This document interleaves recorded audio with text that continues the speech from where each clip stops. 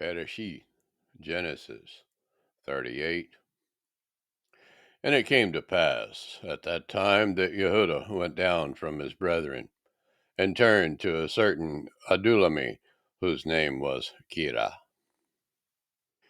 And Yehuda saw there a daughter of a certain Canaanite, whose name was Shuach, and he took her, and went into her. And she conceived, and bore a son, and he called his name And she conceived again, and bore a son, and she called his name Onan. And she yet again conceived, and bore a son, and called his name Shalach. And he was at Keziv when she bare him. And Yehuda took a woman for his firstborn, whose name was Tamar. And Yehuda's firstborn, was wicked in the sight of Yahuwah, and Yahuwah slew him.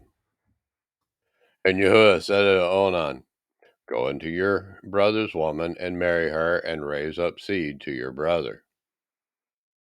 And Onan knew that the seed should not be his. And it came to pass, when he went into his brother's woman, that he spilled it on the ground, lest that he should give seed to his brother. And the thing which he did displeased Yahuwah, wherefore he slew him also. Then said Yehuda to Tamar, his daughter-in-law, Remain a widow at your father's house, till Shalach my son be grown. For he said, Lest perchance he die also, as his brethren did. And Tamar went and dwelt in her father's house. And in the process of time, the daughter of Shuach, Yehuda's woman, died. And Yehuda was comforted, and went up to his sheep shearers to Timnathah, and he and his friend Kira the Adulami. And it was told Tamar, saying, Behold, your father-in-law goes up to Timnah to shear his sheep. And she put off her widow's garments, and covered her with a veil, and wrapped herself, and sat in an open place, which is by the way to Timnah, for she saw that Shalach was grown, and she was not given unto him to be his woman. When Yehuda saw her, he thought her to be a harlot, because she had covered her face. And he turned unto her by the way, and said, Go to, I pray you, let me come into you. For he knew not that she was his daughter-in-law. And she said, What will you give me, that you may come into me? And he said, I will send you a kid from the flock. And she said, Will you give me a pledge till you send it? And he said, What pledge shall I give you? And she said, Your signet, and your bracelets, and your staff that is in your hand. And he gave it her, and came into her, and she conceived by him. And she arose and went away, and laid by her veil from her, and put on the garments of the widowhood. And Yehuda senteth the kid by the hand of his friend the Adulami, to receive his pledge from the woman's hand. But he found her not.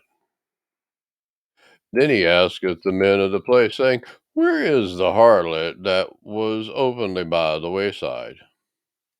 And they said, There was no harlot in this place. And he returned to Yehuda, and said, I cannot find her. And also the men of the place said that there was no harlot in this place. And Yehuda said, Let her take it to her, lest we be shamed. Behold, I sent this kid, and you have not found her. And it came to pass about 3 months after that it was told Yehuda, saying, Tamar, your daughter-in-law, has played the harlot, and also, behold, she is with child by whoredom. And Yehuda said, Bring her forth, and let her be burnt. When she was brought forth, she sent to her father-in-law, saying, By the man whose these are, am I with child. And she said, Discern, I pray you, whose are these, the signet, and the bracelets, and the staff? And Yehuda acknowledged them and said, She has been more righteous than I, because that I gave her not to Shelek my son, and he knew her again no more. And it came to pass in the time of her travail that, behold, twins were in her womb. And it came to pass when she travailed that the one put out his hand, and the midwife took and bound upon his hand a scarlet thread, saying, This one came out first. And it came to pass, as he drew back his hand, that behold, his brother came out. And she said, How have you broken forth?